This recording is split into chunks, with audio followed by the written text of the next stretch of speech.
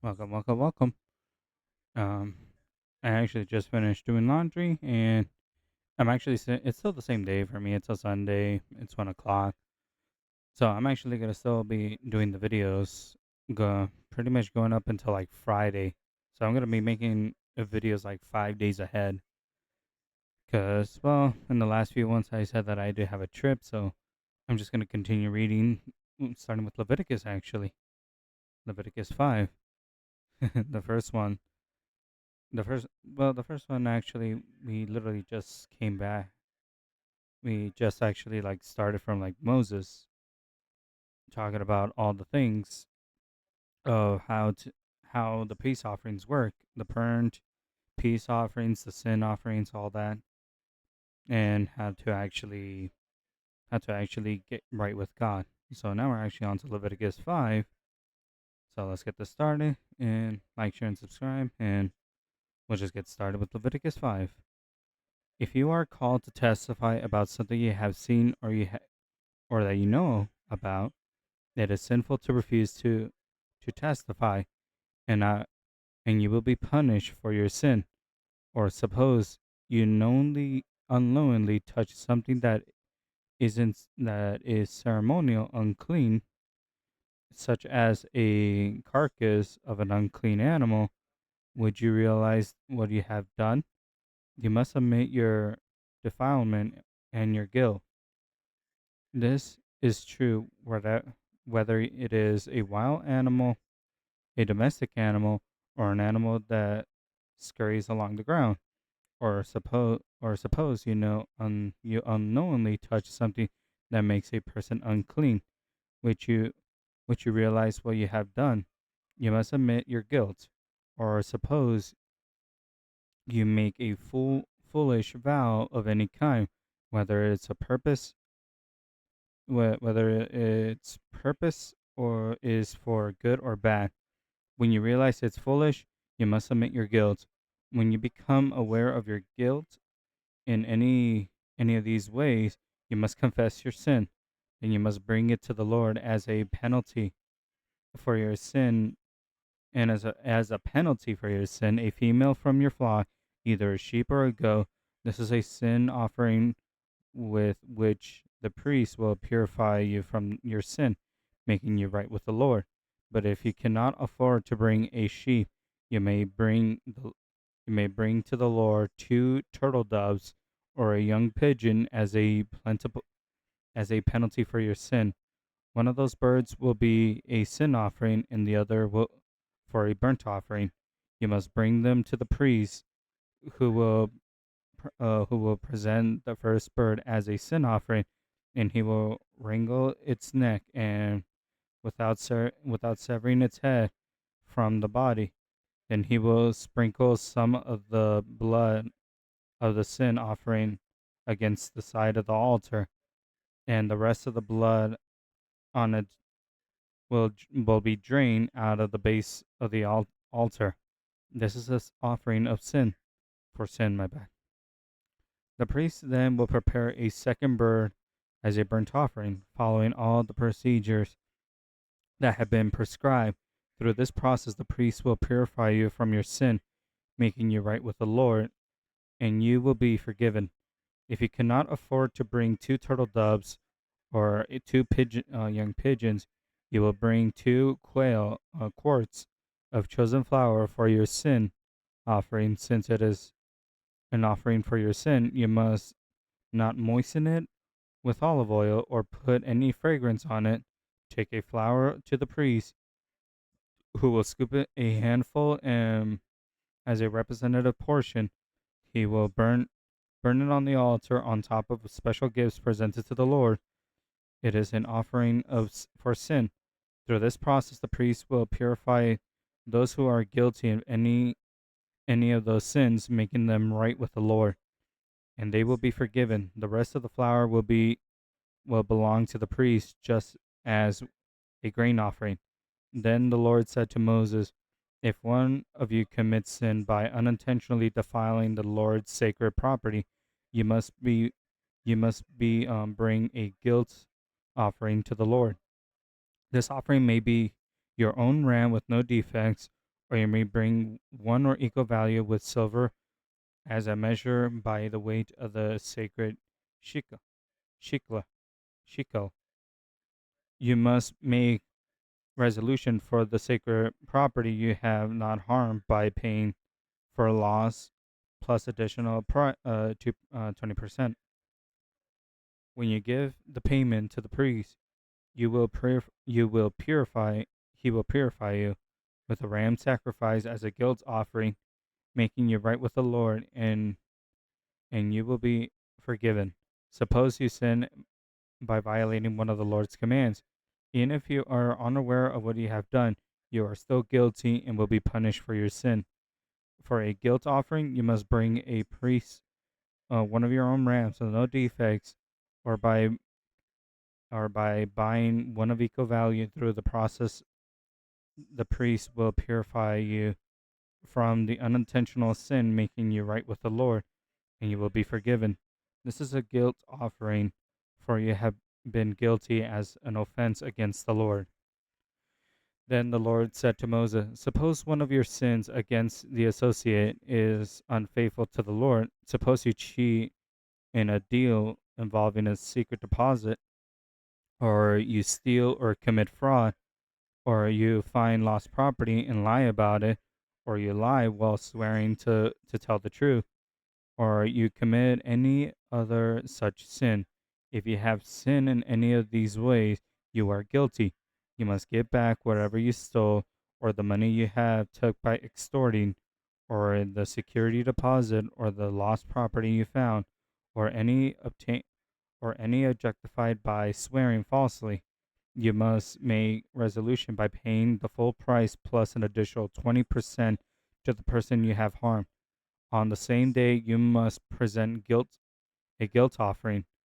As a guilt offering to the Lord, you must bring it to the priest, your own ram with no defects, or you may buy one of equal value. Through the process of the priest that will purify you before the Lord, making you right with him, and you will be forgiven for any of these sins you have committed. Then the Lord said to Moses, give Aaron and his sons the following instructions regarding the burnt offerings. The burnt offering must be let must be left on top of the altar until morning, and the fire of the altar must be kept burning all night. In the morning, after the priest on duty has put his official linen clothing and linen undergarments, he must clean out the ashes of the burnt offering, and put it beside the altar. Then he must take off these garments, change back into his regular clothes, and carry the ashes outside the camp to the place of the ceremonial clean. Meanwhile, the fire of the altar must be kept burning. It must never go out. Each morning, the priest must add fresh wood to the fire, fresh fire to the wood, and arrange the burnt offerings on it.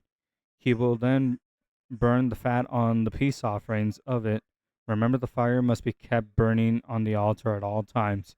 It must never go out. These are the instructions regarding the grain offering. The Aaron's sons must present this offering to the Lord in front of the altar. The the priest of the priest on duty will take from the grain offering a handful of choicened flour moist with olive oil. Together these with all of the fragrances, he will burn the represented portion of the altar as a pleasing aroma to the Lord. Aaron and his sons may eat the rest of the flour, but it must be baked without yeast or eaten in the sacred place within the courtyard of the tabernacles. Remember, you must never prepare with yeast. I have given it to the priest as a share or a special gift presented to the Lord, like a sin offering and a guilt offering. It must be holy. Any of Aaron's male descendants may eat from a special gift presented to the Lord. This is a permanent right from generation to generation. Anyone or anything that touches these offerings become will become holy.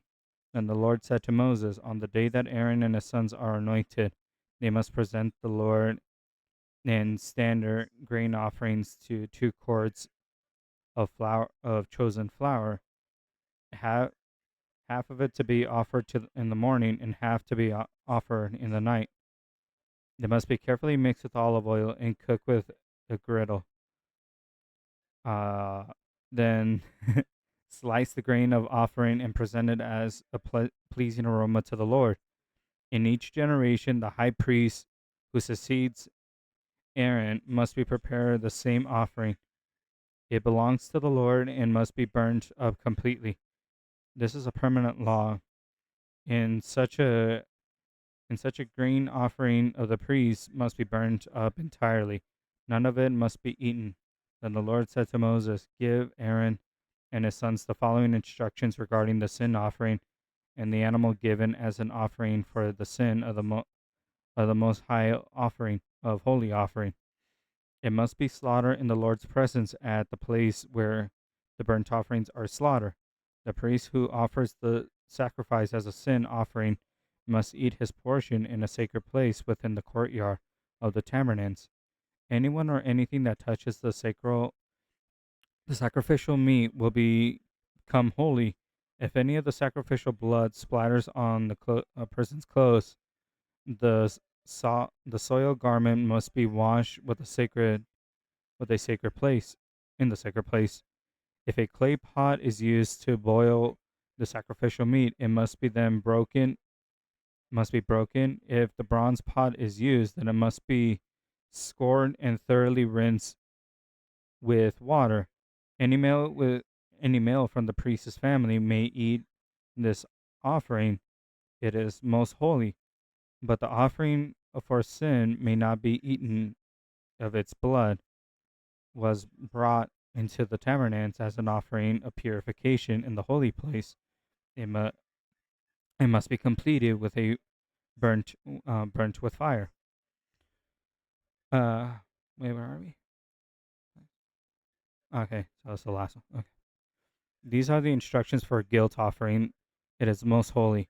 The animal sacrifice of a guilt offering must be slaughtered at a place where the burnt offerings are slaughtered, and its blood must splatter against all the sides of the altar. The priest then offered all the fat on the altar, including the fat of the broad tail and fat around the internal organs, the 2 kidneys, and the fat around near the loins, and the long lobe of liver. These are to be removed with the kidneys, and the priest will burn them on the altar as a special present presented to the Lord. This is a guilt offering. Any male from the priest's family may eat the meat. It is most it is it is to be eaten in a sacred place for the most high holy. The same instructions apply to both the guilt offering and a sin offering, belonging to the priest who uses them in to purify someone, making that person right with the Lord. In the case of the burnt offering, and the priest may keep the hide of the sacrificial animal. Any grain offering that has been baked in the oven, prepared on a pan, or cooked in a griddle belongs to the priest who presents it. All of their grain offerings, whether it be made from dry flour or flour moist with olive oil, are to be shared equally among all the priests, the descendants of Aaron. These are the instructions regarding the different kinds of peace offerings that may be presented to the Lord. If you are presented, if you present your peace offerings as an expression of thank thanksgiving, then the usual animal sacrifice must be accomplished by various kinds of bread made without yeast, thin cakes mixed with olive oil, wafflers spread with olive oil, and cakes made from chosen flour mixed with olive oil. These peace offerings are things of thanksgiving must be accomplished by loaves of bread made with yeast. One of each kind of bread must be presented as a gift to the Lord. It will be it will then belong to the priest who splatters the blood on the peace offering against the altar. The meat of the peace offering of thanksgiving must be eaten on the same day it is offered. None of it may be saved for the next morning. If you bring an offering to fulfill a vow or a voluntary offering, the meat must be eaten on the same day as the sacrifice is offered. But whenever whatever is left over may be eaten on the second day. Any meat left over until the third day must be completely burned up.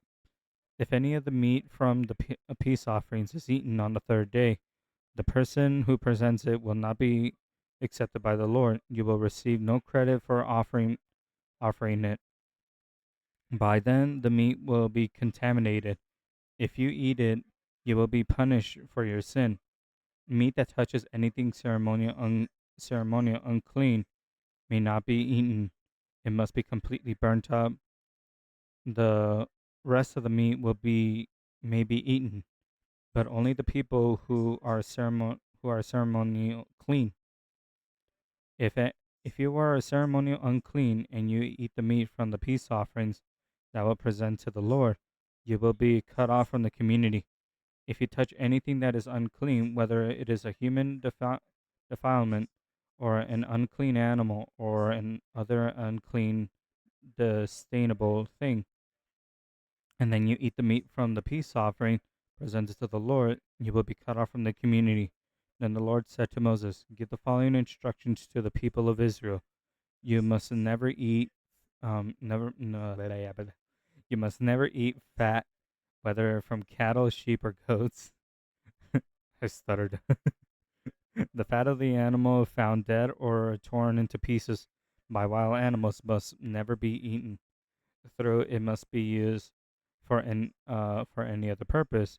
Anyone who eats fat from an animal presented as a special gift to the Lord will be cut off from the community. No matter where you live, you must never consume the blood of any bird or animal. Anyone who consumes blood will be cut off from the community. Then the Lord said to Moses, give the following instructions to the people of Israel. When you present your peace offerings to the Lord, bring part of it as a gift to the Lord. Present it to the Lord with your own hands by special gift to the Lord. Bring the fat of the animal together with the breast. You you lift up the breast of the special offering to the Lord. Then the priest will burn the fat on the altar, but the breast will belong to Aaron and his descendants. Give them give the right thigh of your peace offering to the priest as a gift. The right thigh must be always given to the priest who offers the blood and fat of a peace offering. For I have res, res, for I have reserved the breast of the special offering and the right thigh of the sacred offering for the priest. It was a permanent right of Aaron and his descendants to share in the peace offerings brought by the people of Israel. This is their rightful share. This special gifts presented to the Lord may been reserved for Aaron and his descendants from the time that they were all set apart to serve for the Lord as priests. On the day they were anointed, the Lord had commanded the Israelites to give these portions to the priests as a permanent share for the generation to generation. These are and the instructions for the burnt offerings, for grain offerings, the sin offerings, the guilt offering, as well as an ordination offering and a peace offering. The Lord gives these instructions to Moses on Mount Sinai when he commanded the Israelites to present their offerings to the Lord in the wilderness of Sinai. Huh. So, again, the Lord still cares about people, even in this passage. Even after all that time, he still is willing to basically give pretty much people time to not time, but he gives people chances a lot actually in this, even for sin. And that's one of the best characteristics of God. He will always try to give a path to people to be right with him no matter what. That kind of shows you the actual true love of God. Even in the Old Testament, even I mean, even at the beginning of Leviticus chapter 5, he says that, well, here's a sin offering. If you can't make it with this animal, then you could do it with this, all the way down to grains, all the way down to the grains that you harvest. From the most expensive during that time were the animals, the cattle, sheep, and all that, all the way down to the grains. Like he will make a path no matter what in life. And we're still continuing on with all the rules and laws that the Israelites had to follow. And just being, I just imagine myself being back in that time and me being confused on why I need to give an offering to the Lord. Because like, oh, I have sinned. What have I sinned on? Oh, you accidentally walked into the tent. Oh, I didn't know what that was. Like, like for me, that's kind of the thing I would like find myself in, being curious of what's inside the tent and all that, and then having to sacrifice an animal or one of the grains in my crops. Yeah, I would find myself in those situations. But other than that, a lot of them actually, it looks like Moses is still on Mount Sinai, trying to get more commands from the Lord. And there's still far more rules that the Lord is going to give to these people. And I think after Leviticus, or no, not Leviticus, um, I forgot which chapter it was, but later on, the people of Israel kind of drifted away from the Lord. I think a lot of them pretty much found all these laws right now kind of like absurd, like in a way, but it's the way the Lord pretty much wants it, because well, He saved you from pretty much being killed or being enslaved for eternity in Egypt. Like He saved them from Egypt, and He saved them from all that. And I literally saw a girl on TikTok the other day. I think I talked about this in another video. If I didn't, I think I'll talk about it now. But I saw a girl on TikTok. She went live and she said like how the priests or the Bible is written by one generation of people that do nothing but they want nothing but riches. But it's like riches. I'm reading I'm reading Exodus and Leviticus right now. And right now there's not really much of worth right now. It's more like sacrificing in order for your peace with the Lord. It's not really anything crazy. Nothing crazy. It's not like the Lord is telling them to, you know what, give me everything, all the money, all the stuff you have, give me everything. No, He's just telling them follow these rules. If you don't have this, then you can do this, and this, and this, and this. And if you keep breaking the rules, or if you break these certain rules, you're out of the community. Simple as that. But nothing too crazy. I mean, we follow the rules here in America. I mean, I'm not allowed to go into a convenience store with a gun and threaten people saying that I'm going to kill everyone in there while I just steal a bag of chips. Like there's rules to things for reasons. And this is a good example of rules in this book right now. So, other than that, I'll continue on with reading on Leviticus because I'm going to be reading a lot more today. So, I'm going to be reading this. This is going to go up tomorrow for me. But other than that, I'll see you all pretty much whenever the videos go up.